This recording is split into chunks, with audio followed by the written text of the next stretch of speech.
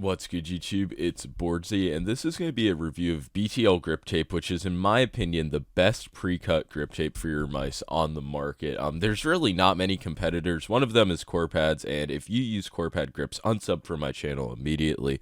Hotline Games grips are available, and those aren't bad, but these are really like soft, grippy rubber, and that is, in my opinion, like the best grip tape, because before these were available, I was using lizard skins, and if you've ever used lizard skins like on a baseball bat, it kind of feels the same as that, but on a mouse.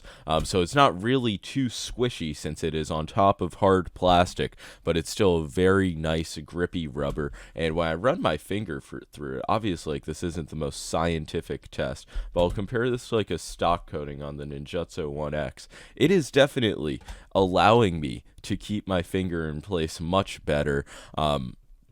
The mouse almost feels like a glove in my hand when I grip tightly. I really think it is massively helpful on smaller mice if you want to make them feel slightly larger, especially wider. You can see on my ultralight too. I honestly just didn't want to cover this up. I don't care what benefits grip tape could give me. It's just too sick of a design. Shout out to Nacho. But on the sides, it just makes the mouse slightly wider. And for claw grip, it's still really not that easy to grip it. But for fingertip, it makes it a lot more enjoyable. And you may notice my super light. First thing you might notice is that the grips are dirty. That is an astute observation. You have a keen eye. Congratulations for noticing that. If you do decide to get these grips in white, they will most likely get dirty extremely quickly. I've been using these, or I probably have like less than a week of use time on these grips, and you can see massively dirty. But the same thing goes for any of the grips that have a light color. These blue ones, you can see, I have used them a good bit, and they have not worn down visibly whatsoever. Maybe a smudge on the right click, but the super light, it's really, I wouldn't recommend getting it in white. And if you get it in black, I know it's a stretch, but this is sort of like Zebra Gang.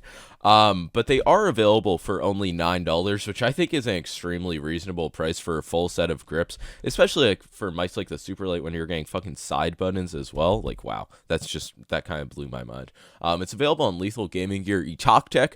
Obviously on Lethal Gaming Gear, you can use code boardzy, save 10%. Then they are $8.10 grips, which is even more affordable. Truly iconic.